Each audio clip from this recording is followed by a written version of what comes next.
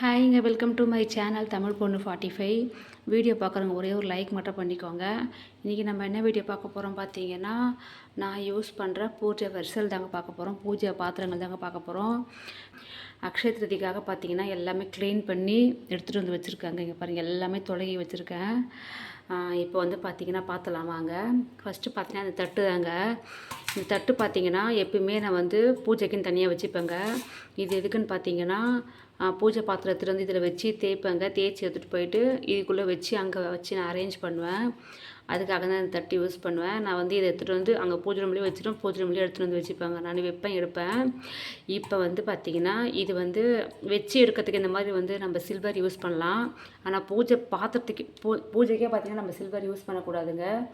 பூஜையை பொறுத்தவரையும் பார்த்திங்கன்னா நம்ம 2 உலோகங்கள் தாங்க யூஸ் பண்ணணும். ஒன்று வந்து பார்த்திங்கன்னா பித்தளை, இன்னொன்று வந்து பார்த்திங்கன்னா சில்வர்னால் வந்து இது வெள்ளின்னு சொல்லுவாங்களா, அந்த சில்வருங்க.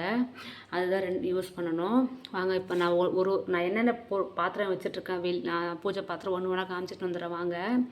ஃபஸ்ட்டு வந்து பார்த்திங்கன்னா காமாட்சி விளக்கு தாங்க. காமாட்சி விளக்கு எப்பயுமே பார்த்தீங்கன்னா பூஜை ரூமில் வந்து வெறும் தரையில் வைக்கக்கூடாதுன்னு சொல்லுவாங்க. தட்டு இல்லை மணை போட்டு வைக்கணுங்க.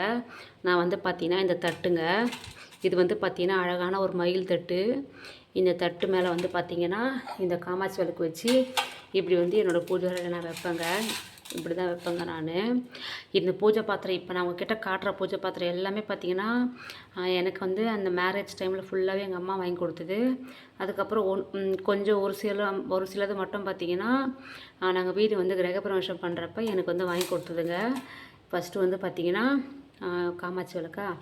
ரெண்டாவது வந்து பார்த்திங்கன்னா நான் விளக்குன்னு பார்த்திங்கன்னா மொத்தம் 3 விளக்கு யூஸ் பண்ணுவாங்க. அது என்னென்ன விளக்குன்னு காமிச்சிடுறேன். ரெண்டாவது வந்து பார்த்திங்கன்னா இந்த ஓம் பிளேட் இருக்குல்லங்க, இது வச்சு பார்த்திங்கன்னா ஒரு ஓம் விளக்கு இருக்கும் என்கிட்ட எப்பயுமே. இது வந்து இந்த ஓம் விளக்கு பார்த்திங்கன்னா வெத்தலை தீபம் போடுறப்ப யூஸ் பண்ணுவேன்.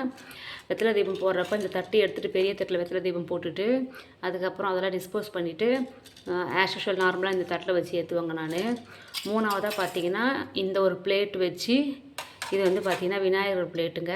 இது வச்சு பார்த்திங்கன்னா நான் வந்து மகாலட்சுமி தாயாருக்கு வந்து குபேர விளக்கு ஏற்றுவாங்க. மொத்தமே விளக்குன்னு பார்த்திங்கன்னா நான் 3 விளக்கு தாங்க ஏற்றுவேன் எங்கள் வீட்டில். அது இல்லாமல் பார்த்திங்கன்னா நல்ல நாளெலாம் வந்து பார்த்திங்கன்னா வெளியே வாசப்படியில் வந்து பார்த்திங்கன்னா 2 விளக்கு ஏற்றுவேன். இது வந்து பார்த்திங்கன்னா மகாலட்சுமி தாயாருக்கு ஏற்றுவேன். இது வந்து எல்லார் வீட்லையும் ஏற்றுற காமாட்சி விளக்கு. இது வந்து பார்த்திங்கன்னா வெத்தலை தீபம் போடுறப்ப ஏற்றுவேன். டெய்லியுமே இந்த ஓம் விளக்கு ஏற்றுவாங்க. அதுக்கப்புறம் பார்த்திங்கன்னா விளக்குலாம் முடிஞ்சிடுச்சுங்க. எல்லாம் நம்ம விளக்குன்னு ஏற்றுறப்ப பார்த்திங்கன்னா கம்பல்சரி கீழே தட்டு வைக்கணுங்க. தட்டு வைக்காமல் எந்த ஒரு விளக்கையும் ஏற்றக்கூடாது. ஏன்னா அது வந்து தரையில் அப்படியே டேரெக்டாக விளக்கு வைக்கக்கூடாதுன்னு சொல்லுவாங்க. தட்டு வச்சு இல்லைனா ஒரு மணை வச்சு இல்லைனா ஒரு இலை வச்சு அந்த மாதிரி தான் நம்ம வந்து எப்பயுமே வந்து விளக்கு ஏற்றணும்னு சொல்லுவாங்கங்க. அதுக்கப்புறம் பார்த்திங்கன்னா இந்த மாதிரி ஒரு சின்ன பிளேட்டுங்க.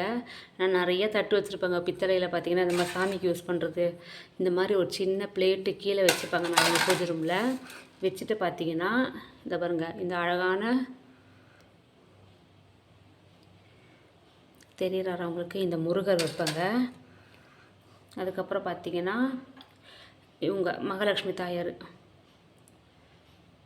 வைப்பேன். அதுக்கப்புறம் பார்த்திங்கன்னா முருகர் சிலைங்க. இப்படி வந்து பார்த்திங்கன்னா ஒரு தட்டில் வந்து 3 பேரையும் அமர்த்தி வச்சு என்னோடய பூஜை அறையில் நான் வைப்பேங்க.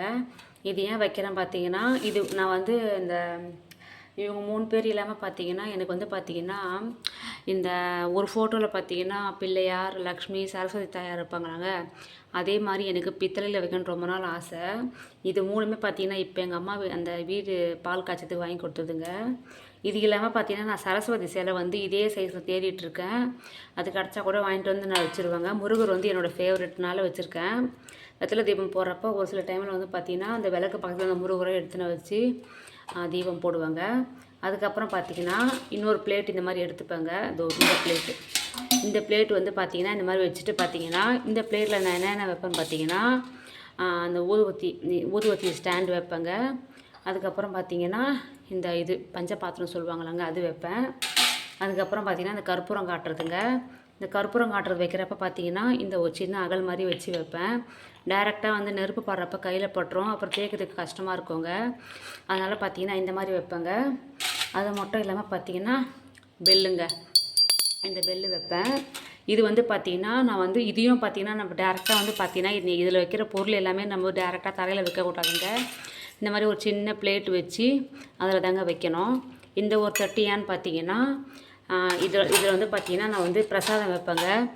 ஆஸ் யூஷுவல் நம்ம டெய்லி பூஜை பண்ணுறப்ப பார்த்திங்கன்னா நம்மளுக்கு வந்து ஒரு நாள் கல்கண்டு, ஒரு நாள் வந்து பார்த்திங்கன்னா சர்க்கரை, அதுக்கப்புறம் பார்த்திங்கன்னா அதை வீட்டில் என்ன நம்ம சாமிக்கு பிரசாதம் வைக்கிறோமோ அது வந்து பார்த்திங்கன்னா நான் இந்த தட்டில் வைப்பேங்க. அதுக்கப்புறம் பார்த்திங்கன்னா இன்னொரு தட்டு நான் எக்ஸ்ட்ரா வச்சுருப்பேங்க. இது வந்து எதுக்குன்னு பார்த்திங்கன்னா இப்போ வந்து பார்த்திங்கன்னா புதுசாக ஒரு பிரம்ம முகூர்த்த தீபம் ஏற்றலாம்னு சொல்லிதோ இந்த தீபம் வாங்கிட்டு வந்து வச்சுருக்கேன். இதுக்காக நான் வச்சுருக்கேங்க புதுசாக. இது வந்து நான் எப்பயுமே ஒரு 2-3 தட்டு எக்ஸ்ட்ரா வச்சிட்ருப்பேன். திடீர்னு வெத்தலை தீபம் போடுவோம், திடீர்னு ஆஸ் யூஷுவல் எதனா ஒரு தீபம் போடுவோம் நம்ம. அதனால் பார்த்திங்கன்னா நிறைய தட்டு என்கிட்ட நிறையாவே இருக்குங்க. இப்போ வந்து பார்த்திங்கன்னா லாஸ்ட்டாக பார்த்திங்கன்னா இந்த மண் உருளி தாங்க. இந்த ஒரு இதெல்லாம் பார்த்திங்கன்னா ரொம்ப பழைய உருளிங்க. உண்மையாகவே சொல்லப்போனால் கலர் பார்த்தாலே உங்களுக்கு தெரிஞ்சிட்ருக்கும். ரொம்ப பழசு, ஃபேடே ஆயிடுச்சு. இதுவும் பார்த்திங்கன்னா எங்கள் அம்மா வாங்கி கொடுத்துட்டான். இப்போல்லாம் ரேட் அதிகமாகிடுச்சு. இது கொஞ்சம் லைட்டாக பெயிண்ட் பண்ணி வைக்கணும்னு நினச்சிட்ருக்கேங்க. ஆனால் ரொம்ப நல்ல உருளிங்க இது. இதோட ரேட் பார்த்திங்கன்னா 50 ருபீஸ் தாங்க. ஆனால் இப்போல்லாம் இதோட ரேட்டு கேட்டிங்கன்னா 120, 150ன்றாங்க. இது வந்து பார்த்திங்கன்னா நம்ம பிரம்ம முகூர்த்த தீபம்னு சொல்லி நான் விளக்குன்னு சொன்னேன்லங்க. இது வந்து பார்த்திங்கன்னா இப்படி 5 முகமும் ஏற்றலாம். அப்படி இல்லைன்னா 5 விளக்கும் தனித்தனியாக ஏற்றலாங்க. அந்த விளக்கும் பார்த்திங்கன்னா கீழே ஒரு தட்டு வச்சு பூ அலங்காரம் பண்ணி தாங்க ஏற்றணும். இங்கே பாருங்கள், இதுதான் பார்த்திங்கன்னா என்கிட்ட இருக்க பூஜை பாத்திரங்க. நான் வந்து பார்த்திங்கன்னா எப்போ ரொம்ப மினிமலாக வச்சுப்பேங்க. ரொம்ப கசகசன்னு வச்சுக்க மாட்டேன். இதை வந்து நான் எங்கள் பூஜை ரூமில் அரேஞ்ச் பண்ணி ஒரு பூஜா டூர் மாதிரி வேணால் ஒன்று போடுறேன். இந்த வீடியோ பிடிச்சிருந்தா ஒரே ஒரு லைக் மட்டும் பண்ணிக்கோங்க. சப்ஸ்கிரைப் பண்ணிக்கோங்க. சரிங்களா? தேங்க்யூ.